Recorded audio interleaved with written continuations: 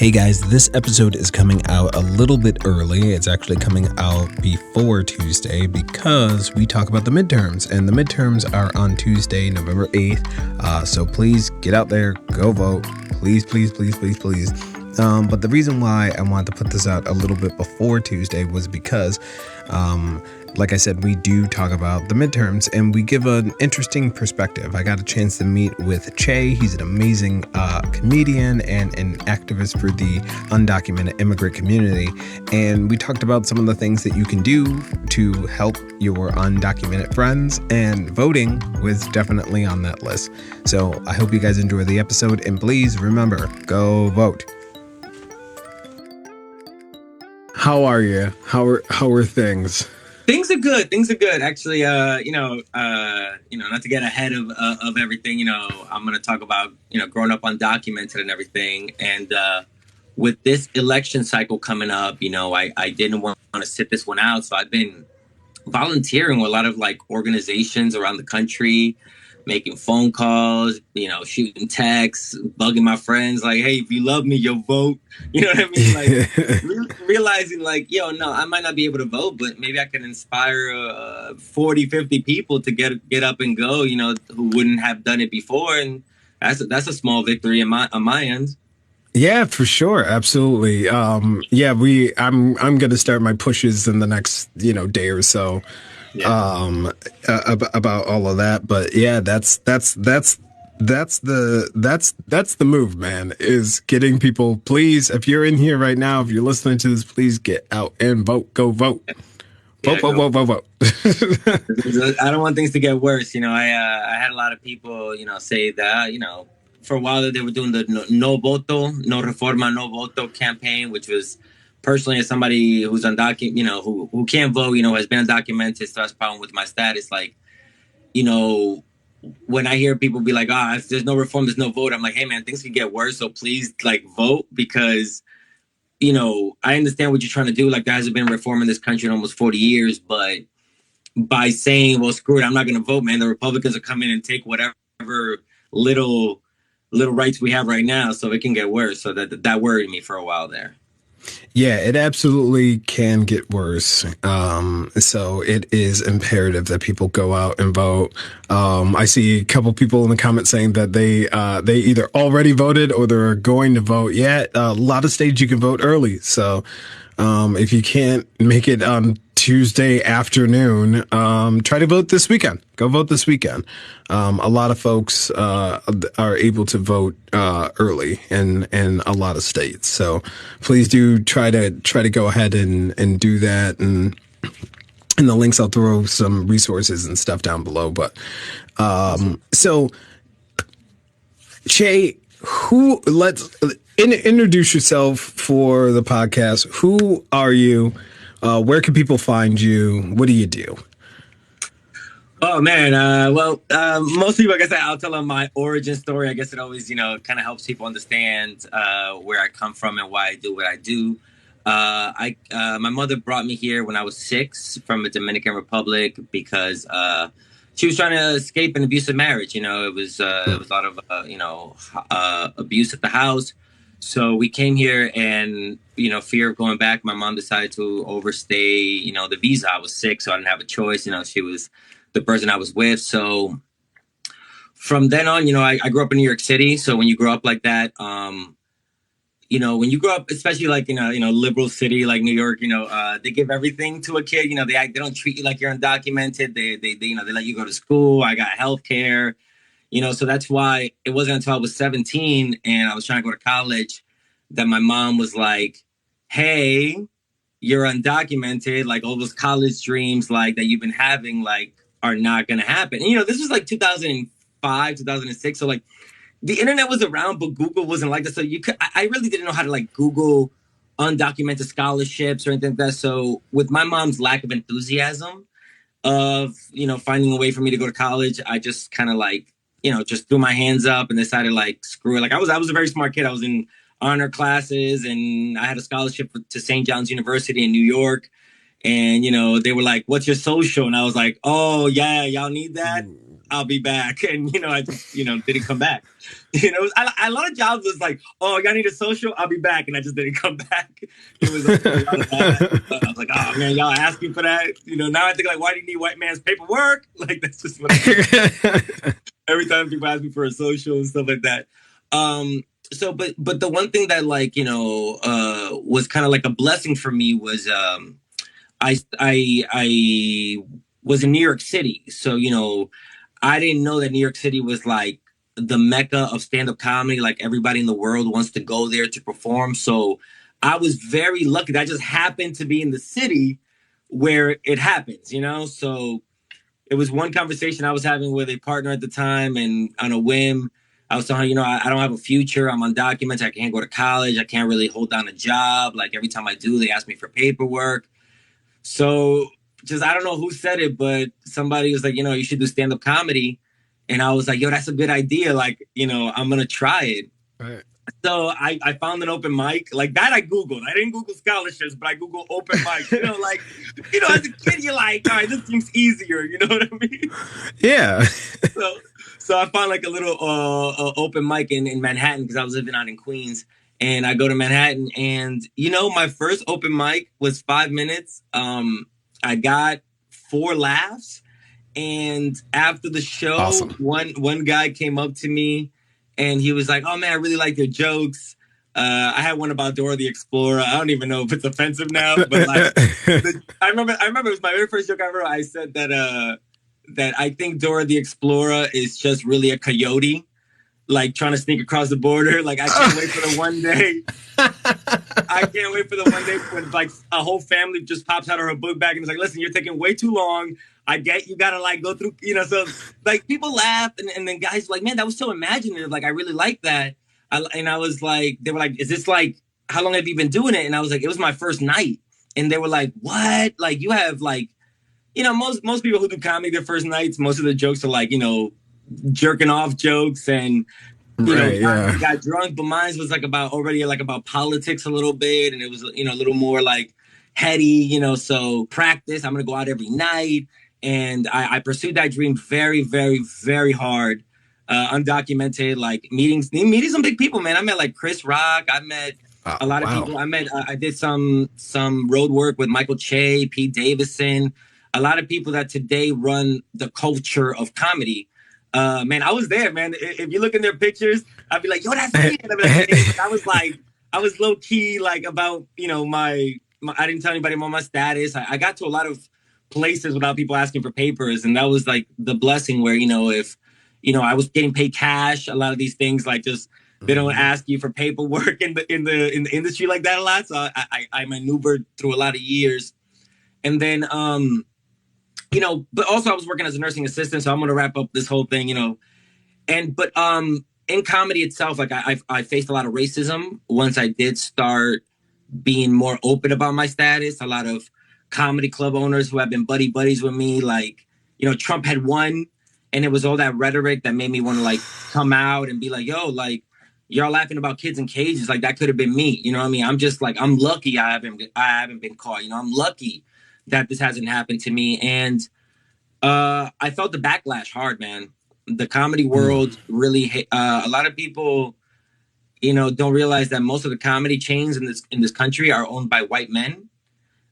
So a small, like maybe like 10 white men control what comedy is and who gets to grow their career in that world, So once I started coming like forth about my politics and very anti-Trump, it was a backlash. So I kind of had to go back to being a nursing assistant, and it was very hard seeing my career like dip after all the work that I've done.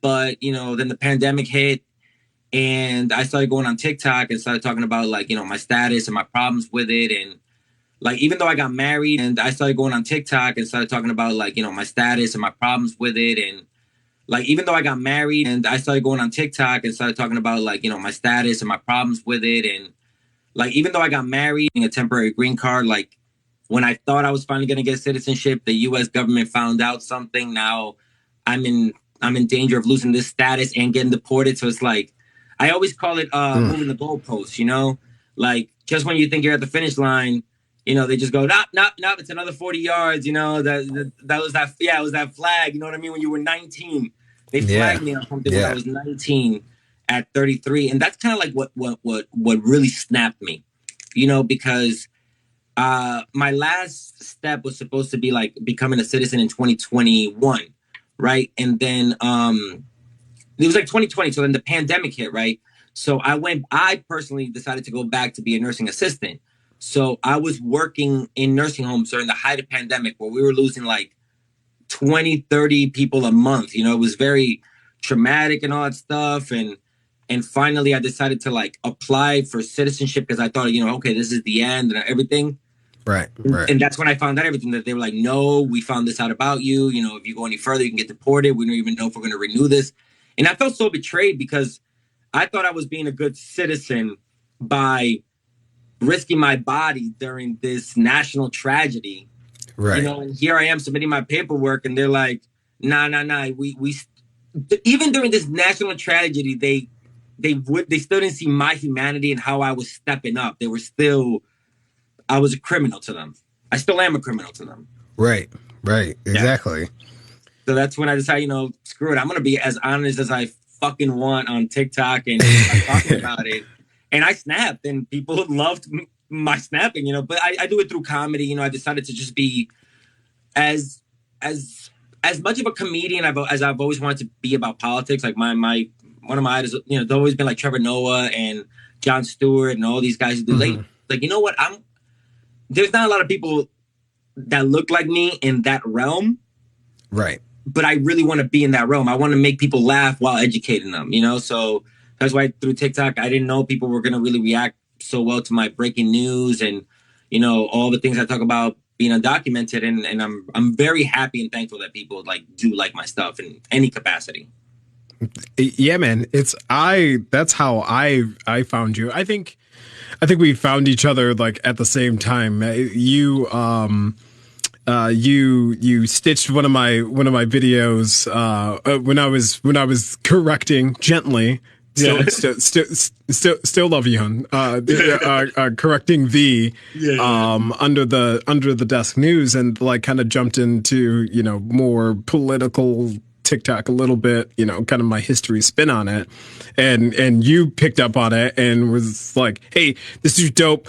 By the way, like this is all correct. And I started following you and started looking at a bunch of your stuff. And I loved, which is a topic we're going to jump into in a second, but I loved you were doing, anti-racism work. And I was actually earlier today just explaining my interpretation of what you do to someone. But you were doing anti-racism work, but with a spoonful of sugar. Like it was not sugar coating it, but you were doing it with comedy and still getting that point across, still explaining things to people, still talking about pretty heavy, thick topics. But it was funny the whole time. I'm laughing, I'm enjoying it, I'm smiling, and I'm learning something the whole time that you're talking. And I'm like, this is awesome. And so one time, so people can follow you. What's your handle and what's your stage name? What do you go by? Yeah, on TikTok and Instagram, it's my undocumented ass. It's easy. It's people can find me right away, and it's funny because like every time people meet me, it's like, oh my god, it's my undocumented ass, and I'm like, oh, thank you, like that, like me at least like by that, and on stage, Che Guerrero. If you go to my website cheguerrero.com, I'll have dates coming up. I'm in Philly, November 16th at the Punchline. If you want to see me live, I'm working on new material. I'm very excited about it. I haven't been performing as much since comedy broke my heart, but people like want to see me back up on stage a little bit. So I'm glad. Yeah, absolutely, man. So I'm glad that you jumped into it a little bit to kind of explain, but I think there's kind of a misconception of what an undocumented immigrant is. And you said something that's in your own story, which I think is really important because it's how people end up becoming undocumented is you said that your mother overstayed her visa. Yeah. So just kind of jump into that a little bit. Kind of explain, how do people become undocumented? I think it's a lot less people just, running through a fence, or is it more along the lines of somebody comes here, they had a visa, and they were like, I can't go back, or there's nothing for me to go back to. What's kind of like crazy about the U.S. immigration system is that, like, yeah, you do only see like the people who come through the border, because that's centralized. That's easy to show on TV, but to every night show the hundreds of thousands of people who do it the right way and pay into the system to get these paperwork renewed and then are denied. Because while we're waiting all these years, because like we came here with a visa, and what I guess also, like, let's just put it this way, most people don't realize is like, a passport is different than a visa. That even took me a while to understand. Like, as Americans, when you go get a passport, you have free reign to about 193 countries that you don't have to request permission to go there. You can go there as long as your passport is valid, and you just call America and be like, hey, I'm going to redo this again. And it's much easier, not easier, but a lot.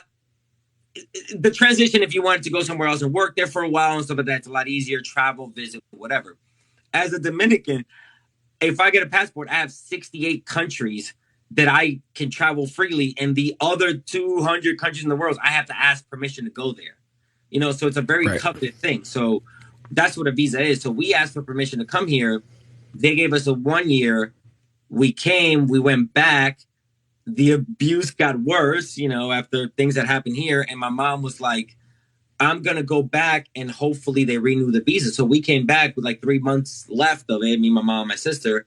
And we put in the paperwork, we waited around. My mom started building her life. We started going to school, and by the time they said no, we were like, screw it. Like, what are we doing? We're not going to go back because, the abuse. So that's like what people don't understand either. A lot of people who apply for paperwork and get visas and asylum, they are allowed to stay. They get, permission to work and stuff like that. And then they build the life. These things take 10, 20 years for the paperwork to go through. And then they go, sorry, you're completely undocumented now.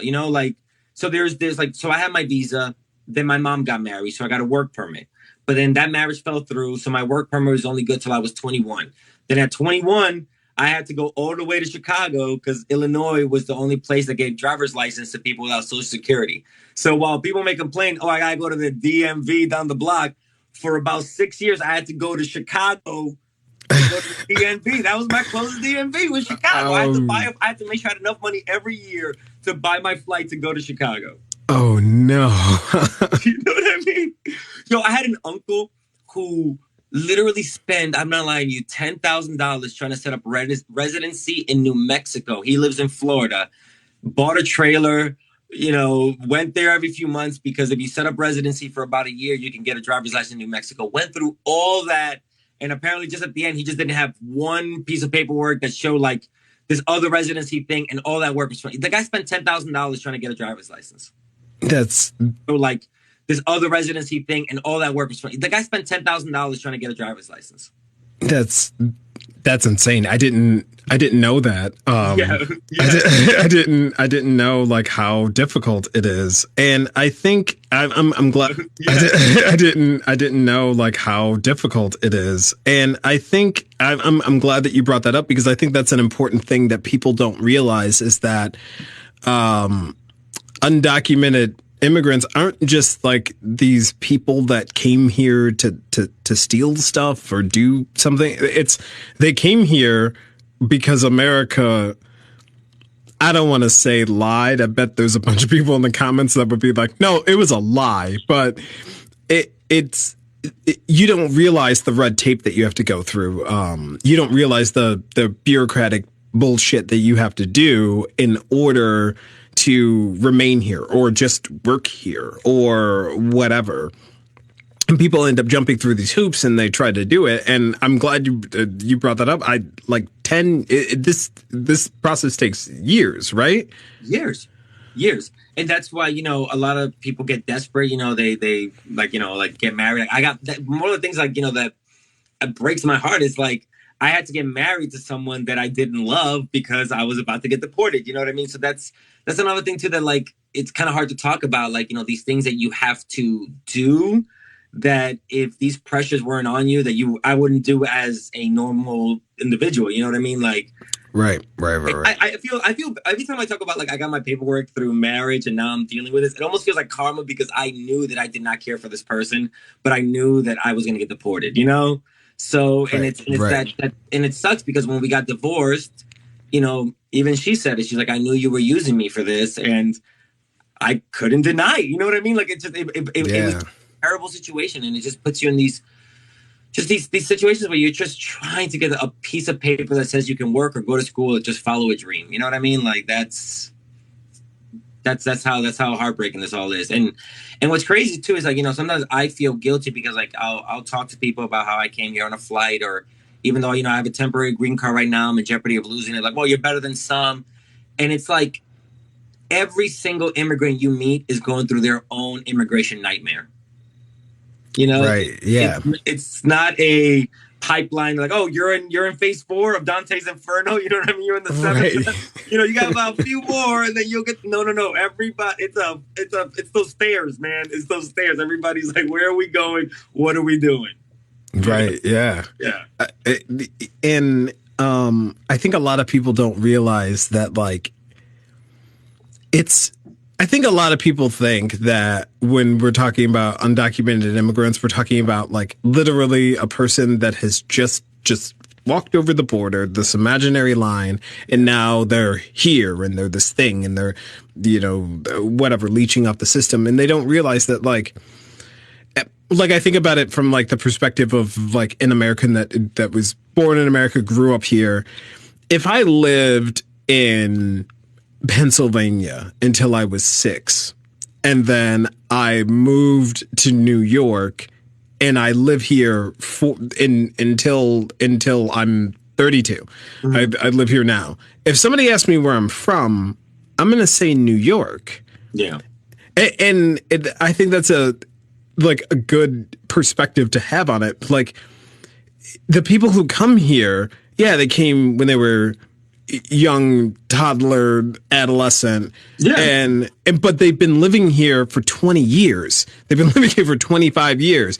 That's a good point to think about. Actually, if you ask my friends who grew up with me since I was in the 3rd grade in New York, they'd be like, "Where's Shay from?" He's like, "New York." You know what I mean? Yeah, like, right. He's right. He's from New York. Like, they wouldn't say anywhere else, because why would they? That's who they know. That's a really good point.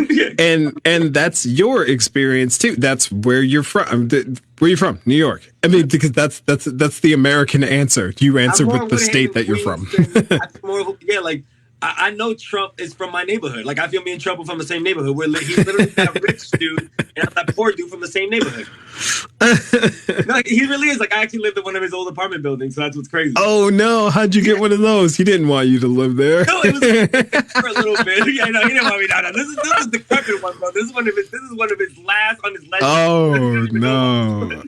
Oh man, that's so funny. Oh man. Yeah. So that's the story. That's how people become undocumented, and so I desperately want to jump into it. We're already laughing here. There's people laughing in the comments right now. We're having a good time. Anti-racism work is heavy. You're an activist and advocate for undocumented immigrants too, and that's heavy work. And I feel, especially with the style of videos that you do, especially the new news thing, like, you got to tell me the story behind that, like the news anchor thing. Because somebody else said it, like, the Daily Show ain't got nothing on you, man. Like, these bits I am dying. They're fun. They're fun to make. I'll be real with you. Like, yeah, it's great. It's weird to make the dream job you've always wanted. You know what I mean? Like, it's been my dream. You know what I mean? Yeah. So when doing this kind of work and doing politics and stuff in your comedy, like what kind of led you to that? Was it always a passion of yours, and you did, like telling stories? Like how did that come about?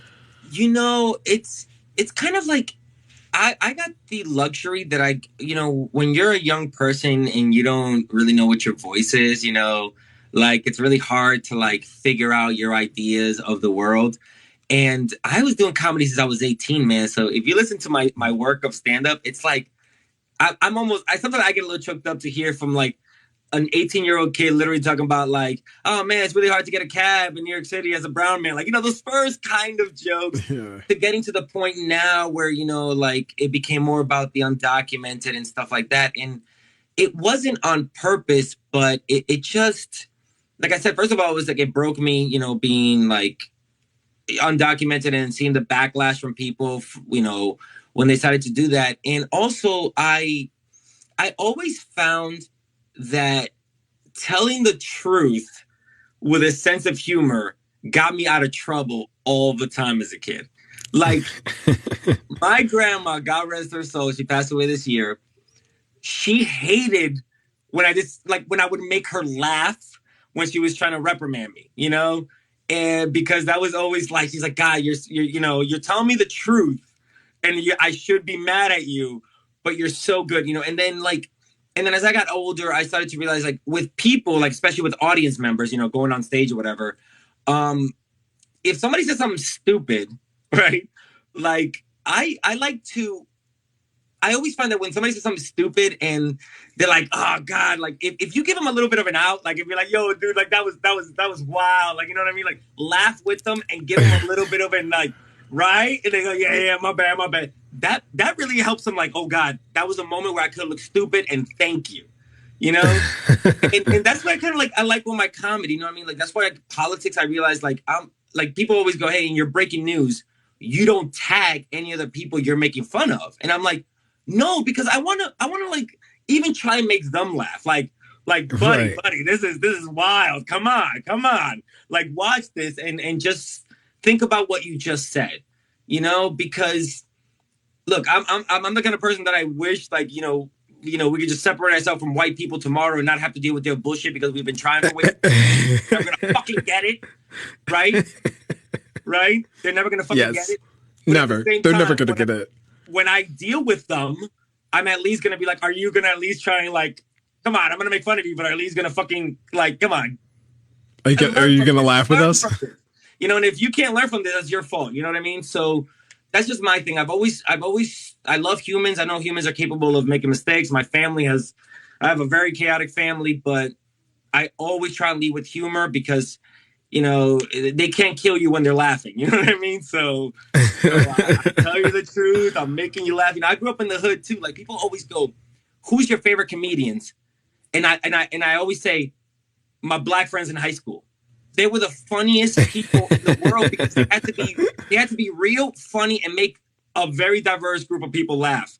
And they were the best comedians I knew because they were just organic in the moment and saying real things. And I learned more from them than I ever did from any of the comedians, these white Harvard-educated comedians. They don't understand the people, They don't understand how to crack on someone and make the other person laugh at the same time. That's a skill. Right, yeah. And I love that. I always love when we cracked on each other, but everybody was laughing. Yeah, man, I love that. That you just reminded me of like me growing up.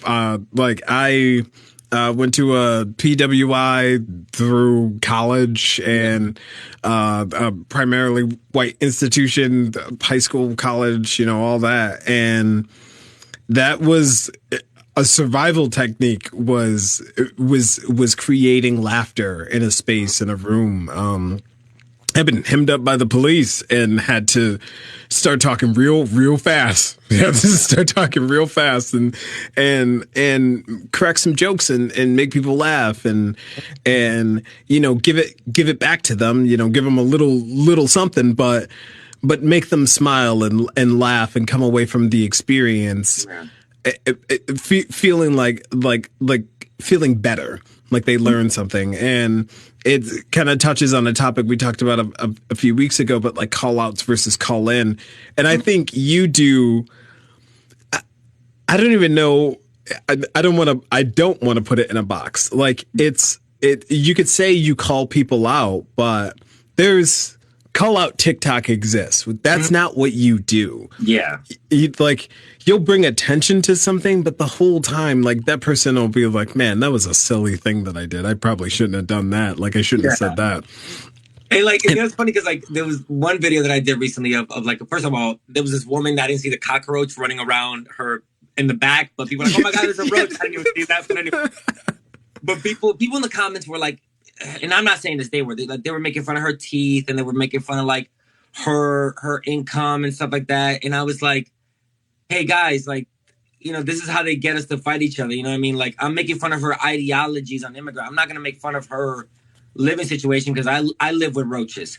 You know what I mean? I have family who don't have healthcare right now and look pretty messed up. You know what I mean? Like I'm like, she's struggling obviously, and we need to change the system so people like her, even that I hate, aren't struggling. You know what I mean? So I'm not going to go in on her teeth and go in on her looks. No, her ideology have just given me more than enough to work with. Right. Yeah, exactly. And I was actually just bouncing some ideas off of a mutual of mine the other day, and kind of came up with this thought of kind of it feels like leftists and left TikTok gets in. We eventually fall down this rabbit hole of like, is it classism or is it racism? And to me, what is racism without classism, and what is classism without racism? Like they work in tandem, and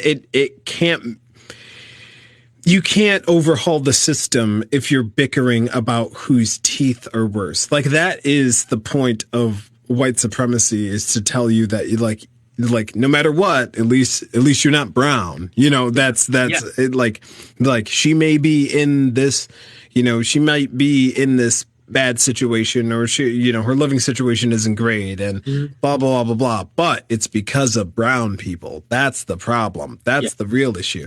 So to take her down with her ideology is the way to go. Like you can correct the person and be like, hey, they want us to argue about this part because they don't want you to see what the other hand is doing. They don't want you to see that, like, yeah, the policies that these cities are putting in place hurt black and brown people disproportionately, but they also hurt poor whites just as much. Yeah. And they're hurting all of us. So we could probably take them all down. Like if we could band together and do it. We could take them down. I mean, and that's the thing too. That like I think these. I'm just using poor whites as just like, you know, the general term. They think that we hate them. You know what I mean? They don't realize that like a win for us is a win for them. Like I'm like, bro, like, you know, if we get rights, you get right. If we all get universal basic income, you get. Why are you seeing a win for us as a loss? It's beyond me. You know what I mean? Like. I'm still fighting, and I hope you realize that a win for me is a win for you. But damn, you are making this hard because I'm trying to win for both of us, and you're trying to keep me down. Like you're an ass. You know what I mean? Right? Yeah. Like like even getting, you know, really topical. Like the affirmative action thing, like dismantling that is as a point of being like, oh, we're gonna, you know, stop unqualified black and brown people from getting insert whatever widget you think that comes along with affirmative action. I wish I got all this stuff that people think comes with affirmative action. I mean, I mean, for people to think that I don't pay taxes, or that like every time I go to, I mean, you know, I pay my taxes, but like when I go to the store to buy a candy bar, like I'm all of a sudden like I'm documented. I don't pay that tax that you're going to charge me. So don't charge me for that food tax. Right. Yeah, exactly. Undocumented. Do not charge me for the sneaker tax. I don't pay that. I don't do that. I can't be haggling my taxes for everything, assholes. Exactly. And tearing something like that apart all I think is like the statistic in my head that just keeps popping out is that the most people that have benefited from affirmative action have been poor white women, and I'm like, y'all are voting against your best interest. This is for you. You're the ones that are going to use it. Like everybody at the bottom can use it. That's the whole point. Is the lift is. Rising tide lifts all boats. And another TikToker said it best, like for you to say that a black or brown person can't use their race to try and, be like, hey, look, the history of my race has prevented me from getting here. But a white kid can say, can essentially say the history of my white race helped me get here, 5 generations, baby boy, that's all whiteness. You know what I mean? Like they can use affirmative action is not taking away the ability to talk about race, just taking people of color's ability to talk about race because white people can do it. You know what I mean? All their heritage and legacy, that's all inherited from their white race. So that was a very good point that the TikToker made along with, what Judge Kataji Brown said. It was, it's just maddening. You know what I mean? Like people tell me all the time, every time I get on my TikTok, a lot of the comments I get is like, you should be happy you're here. Do you know what I mean? Like I can't complain. I can't, sorry, I lost my train of thought for a second there, but yeah. Yeah, but you can't want something more. And that you're actually making me think of this. I think a lot of people think that because of the kind of work that we do, that we're just complaining and we hate America and we want to destroy it and everything to be bad and it should be awful because it's bad for us, so everybody else should have it bad too, and we want to tear everything down and leave it torn down. And all I think is like, no, aren't we supposed to be making something better? We critique it and we're upset about it because we care.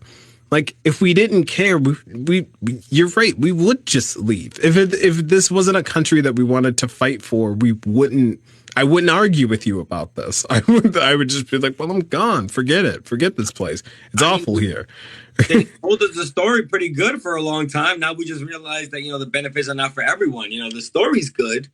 The story's good, freedom, shining hill of liberty on, a beacon of liberty. Hey, that all sounds great. How about if we actually fucking do that, though? You know what I mean? Like, yeah, you guys have been saying this shit for you. We want to live up to your standards. You know what I mean? Like, that's all we're asking you to do. Live up to your fucking standards.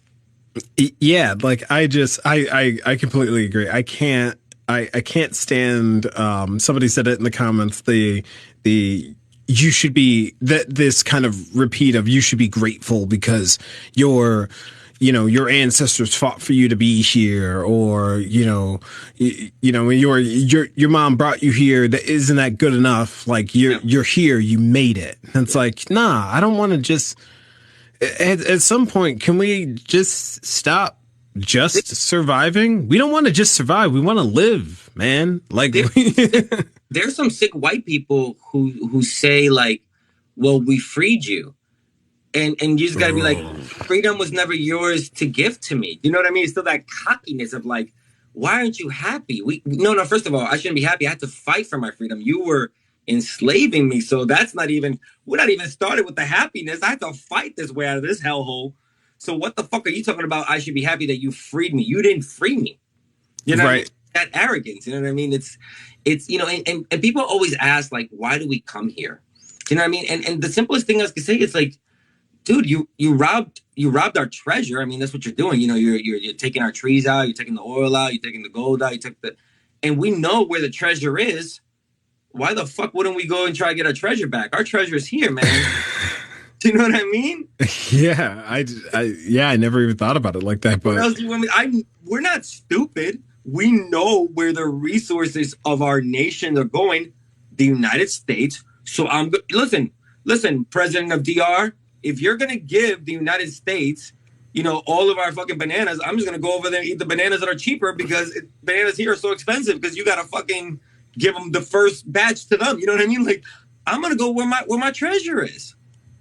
That's, I yeah, I did. I never even thought about it like that. Like I've always kind of thought like, oh, the promises of America, the being a great place, but like, yeah, I mean that's this is a place of learning for me to be like, yeah, people who come here, they're not ignorant of what's going on. Like they know that all their resources are being taken by the United States, and that's where all of our shit is. They took all of our shit and they put it over there. So we're gonna go to where all the shit is, so that it could be cheaper. We know economics. We know which countries are doing better than others because of the chain of command of theft. Do you know what I mean? Like, oh shit! We know what's happening. That is kind of like what I realized. So, I always have like, for me, I didn't start like really educating myself about politics. So I was about 27. So there was like a long time in my life where I was just going off instinct. You know what I mean? And I understand. Mm-hmm. I understand a lot of people who live just off instinct for a long time. Like they might not be able to express why they're making these decisions, but there is rationale there. Like, this has happened in my country because of the U.S. The money's there. I got to go there. That's simple. It doesn't take a lot to figure that out. Yeah, right. Exactly. And speaking of, I guess, like more political things, we touched on this a little bit, but speaking of, I guess, like more political things, we touched on this a little bit, but neighborhood, and then he was the little bit, but neighborhood, and then he was the little boy who could became president after. Which I want to repeat until I'm blue in the face or I pass out from it. Donald Trump, in my headcanon, only ran for president to spite Obama because he roasted him so hard at the White House during the correspondence meeting. So I know that origin story. I believe it very much so. I've seen that set so many times, and he just goes in on Trump for like 3 minutes, and Donald Trump just sits back and he's mad, and then I'm like, that's the only reason he ran for president, because he was like, well, I'm just gonna do it then. I just missed that dinner. We would have just had a nice 4 years of Hillary. No change, but at least nothing would have been different, but it wouldn't have gotten worse. And like I had a lot of friends that like when he did like the Muslim ban and things like that, like I had some friends that had gone home. They were visiting family. They were in Syria, and they were like, I don't even know the rules. I don't know if I can come back to the United States because of this. So when Trump was doing all of his stuff and the wall and all of this and all the rhetoric and all of that, what was that like? You talked about the comedy thing, but what was it like in your day to day? It became a lot. At the time, I wasn't really talking to my family, but like the little conversations I was having with them, they would.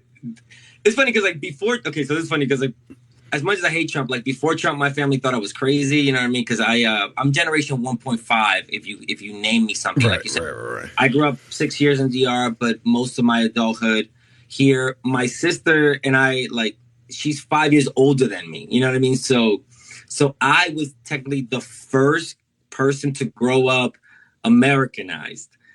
So when I would be talking to my family, like this country is racist and this country is this, my family's like, está loco, man. He doesn't appreciate anything.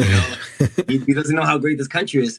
So then after Trump came, it was like my mom was like calling me like, hey, do you think it could get worse? And I'm like, oh yeah, like it can get worse. Like I was, really telling her the little stuff that I knew at the time, and I started to really like sense fear. Before it always like, oh, we need to do something, we need to figure out paperwork. Then it became like, okay, God damn it, I really need to get a lawyer now. Like, we already got lawyers, and that's where like I started to like get worried for myself because I knew that it was, time to either try and renew or become a citizen for myself. And, Trump was, building up his rhetoric. And, it's funny because I didn't think that it is stupid because I wasn't talking about it that much yet. And I didn't think Trump could actually affect me.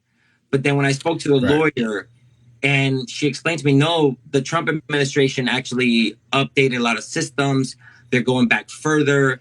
It was a couple of tax forms. They look at these tax forms now, and we know that up to the point that you're at now, we can see it that there is, there are things that are wrong. There are answers that are not consistent. So, yeah, Trump up.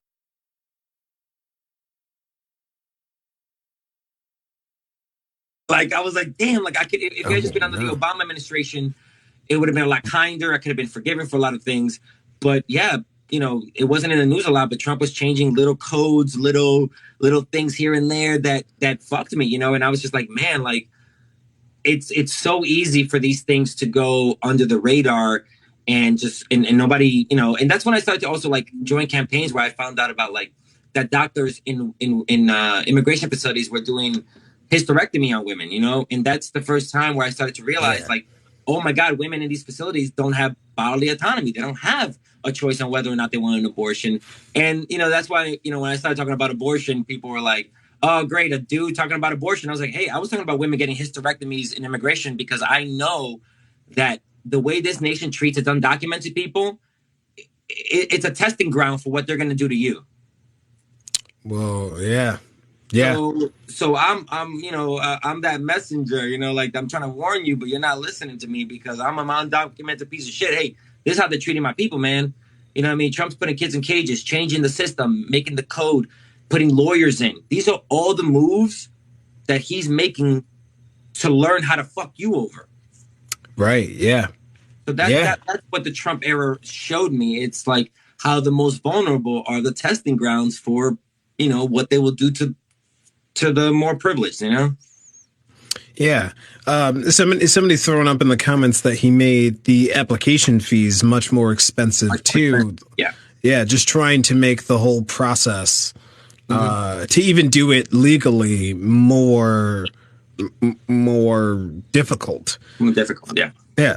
And now we have things like I saw your analysis on this and you did a couple videos on it, but now you have Ron DeSantis going to Texas to pick up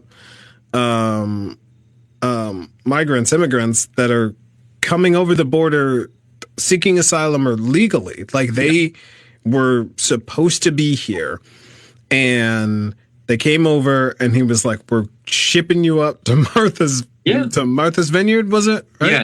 And then what's even more messed up is that they had court hearings. They had fees that they had paid on stuff. So like these people were away in Massachusetts and couldn't attend their hearings. Right. Yeah. And a lot of them had to get, luckily they got it rescheduled. But like, this is the kind of thing where like, I mean, this usually doesn't happen when somebody kidnaps you and takes you to Massachusetts, stuff like that. But these are the kind of things that like, even that kind of like, great, now I gotta get back down there has just slowed. You want us to figure this out, Ron DeSantis? You just slowed everything out for those 50 people. You know what I mean? Like, you want them to either get their paper or get out. You just slowed them down by months by pulling that stunt. Right. Yeah. And I really do. I think the ACLU is trying to figure out how to sue him over this, but for like human trafficking, because it was a flat out lie. They picked these people up, lied to them, and told them that they were taking them somewhere else, and then drove them to Massachusetts. And I think a lot of people don't understand how big I don't think Americans understand how big the United States is. Yeah. So if you just say, yeah, I mean, you're going to be on a bus for 20 hours, it's like, oh, okay. Whatever, I mean, whatever that means. Like wherever, wherever I go, like, cool. It is what it is. But something that I think is interesting is that this is straight up out of the playbook. Have you ever heard of the reverse freedom rides? Yeah. Yes. Yeah. I saw it on TikTok on it. Yeah. Yeah. And, a lot of people don't realize that this is, I think it was also Florida or southern states did the exact same thing to black people in the 60s during the freedom rides. They did the reverse freedom rides and literally sent them to the same places. They sent them to Cape Cod instead of Martha's Vineyard, but it was the same thing and the same reason. They flat out lied to people. Yeah. It was like, we'll set you up with a job and all this stuff. And all you have to do is just get on this magic bus and it'll take you there. Yeah. And they dropped them off. They told people they were taking them to Chicago. They told them that they were taking them to New York. And they ended up just dropping them off at Cape Cod at Kennedy's house. Wow, at Cape Cod. That's crazy. Yeah. Wow. And there's all these people that have this story of, and that's another thing that I can't stress and is super important. These people are still alive that they did this to. Like, they're still around. They're like in their 50s and 60s, but like they're around because it was kids. Buses work. Yeah, the motherfuckers put me on a bus for 20 hours. They put me on the worst bus that they could possibly think of for 20 hours. I had to sit next to the toilet. Like, you know what's something? And I'm sorry, I do have to get going in a few minutes. I have to actually head into Philadelphia to do my own podcast. But yeah. I want to tell you this, and I'm glad that, and I respect a lot that you're saying, that I'm trying to work on the anti-racism and anti-blackness because, growing up, especially Dominican, anti-blackness is strong in our community. And and it's a lot of things that I had to work on my own. And the thing that I wish between the Black community and the Latin community that we have more solidarity, because unfortunately, like I'm reading the 1619 Project, and a lot of the slave code became immigration law. A lot of the ways to keep people down and to keep messing with their minds and their status and all that stuff were part of the slave code. These reverse, freedom rides. They're using it on us now, and if we learn more of our own history along with Black American history, we can learn what they've already gone through and what they've done to help us achieve. Because, if it wasn't for the Civil Rights Movement, the 1965, Immigration Act wouldn't have passed. Martin Luther King actually helped pass that legislation as well. So people like my family could even get visas to come here, So that's the thing that I'm glad that at least, I'm trying to do that part too and learn more about the history of slavery. So I know more the history of the immigration system. Yeah, exactly. And I'm glad you touched on it because I was just about to ask you this question. Like, as far as solidarity, and I guess I'll ask you this. I'll let you get out of here. What can people do, especially the Black community? This is an anti-racism podcast, so we're speaking a lot to the Black community and white anti-racists. Someone discovers that their friend confides in them. Someone tells them that their status, they're undocumented. What can somebody do to help? Is the answer do nothing? Is it get some kind of resource? Is there organizations or something that we can work with? What if I find out that my friend is undocumented? Is there something I should do, can do, or is do nothing No, you know what? thing? If your friend is undocumented, like a lot of us do feel like we suffer in silence. So always being like, hey, don't offer to marry because that's always insulting. But just be like, let's, just always be like, because we've tried a lot with lawyers and stuff like that. But, if you happen to know someone, just be like, hey, I know you probably have already tried, but I know some people maybe you can talk to. New information, we always think we know everything, but there is always new information. So that's always, if you know a lawyer, or somebody that you can like extend help to, somebody who's undocumented, that's always great. And I'll be real with you, one of the things that I find the most rewarding now is when I know that my friends want to vote on my behalf. You know what I mean? That they're a little more inspired to vote and be like, I am my brother's keeper. You know what I mean? I got to look out for my man, so I've had a few people who are a little, my partner wasn't much of a voter, but she's like, damn, if I don't vote, I can lose my partner. I mean, damn, I could, once every 2 years I can go, do this gesture of love to make sure I keep them, so that's the kind of little things you can do. And,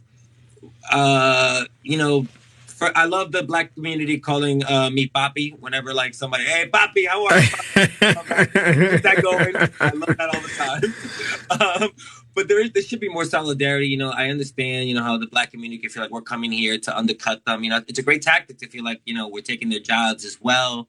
I understand that, but there should be, and in my family, my nieces, my nephew, and I are working on the racist Mexican and older people that we have. You know what I mean? Like the older generation of because we're mixed. Like we have Mexican, Dominican, older generations, and we talk to them, and we're like, listen, that's wrong. You can't do that. And it's about, working with your own family wherever you can. That's the thing I see with white people. They're like, oh, that's still my family. I'm not going to argue with them. Yo, I will argue with my mom when she says I'm racist all day because I love her. That's and right. I want her to do better. So, so that's the kind of thing, you got to work within ourselves, and hopefully our communities can really get to the streets together like Freddie Hampton wanted, the Rainbow Coalition. That's still my dream. Yeah, absolutely, man. That's my dream too, is getting together, especially seeing a lot of these things and studying, specifically Black American history, and seeing the way that immigrants have been treated. A certain kind of immigrant has been treated in the last, it's the last 30 years, but I'll say even the last 5 years, like looking just through the Trump administration to right now, looking at it and being like, do they know? Like, it's the same playbook. I know what comes next. I've seen this movie. I know what the next thing is that they're going to do. We should warn them. We should we should tell them and communicate. And that's, that's kind of my goal here is to keep these dialogues going and communicate with people and make sure that everybody knows what the tactics are so that we can preempt them before they even happen. But I'll let you get running to your podcast. Do me a favor. Drop the name of the podcast, drop your name, drop where you're performing next, and all the handles. Plug everything. Plug the everything right now. I make myself very easy. If you want to find my podcast, it's My Undocumented Ass Podcast, where I talk to other undocumented people, and we talk about, like I said, every immigrant has their own, every undocumented person has their own reasons why it happened and how it happened. So it's more my own little archive to show, we were here. You know what I mean? So, awesome. So that's been really cool. My Undocumented Ass Podcast, TikTok, Instagram, My Undocumented Ass, CheGuerrero.com for all the dates. My next big show is, if you're in Philadelphia, I'm at the Punchline in Philly on November 16th, which is a Wednesday. 8 p.m. is the All-Star Show. I'm going to be closing it out, so that's going to be a lot of fun. Cool. Awesome. Well, thank you so much, Che, for hanging out with me. I think I'm probably going to edit this one real quick and try to get it out before Election Day. So awesome. I'm going to do this one as a bonus episode. It's going to come out more. And I'll have to have you back on, man. We got to do this again for sure. Dude, I would love to come. It was a real pleasure talking to you. And hopefully, if you're out in New York, you're in New York. Yep. Yeah. Next time I'm up there, I'll let you know. Absolutely, man. Absolutely. Well, thanks so much, man. I'll catch you. Thank you. Have a good night. All right. I hope you guys enjoyed that as much as I enjoyed recording it for you. And please remember, this Tuesday, please go vote. November 8th, please go vote. It is your constitutional right. Please go vote. Don't let anybody turn you away. Don't be deterred. They're going to try some tricky things, especially on Tuesday. If you can, try to vote early this weekend. But if you can't, please go vote on Tuesday. If you're somehow not on a list, ask for what is called a provisional ballot. They have to provide you with this. They have to. It is your constitutional right. Don't take no for an answer. Go out. Vote and help people, because your vote absolutely counts. But thank you again so much to Che. I had an amazing time. I'm going to link all of his stuff down in the show notes. But we do this every single week on Thursdays at 7 p.m. Eastern Standard Time on TikTok, right over there at IDEFOverthink. That's IDEFF Overthink. And join the conversation live. But do me a favor, rate, review. We're going to be on Apple Podcasts soon. I know it took a little bit for us to get on there, but we're going to be on Apple Podcasts soon. So go check that out when that comes up. But stay hydrated. Go drink water right now. Do it right now. All right. I love you. See you next week.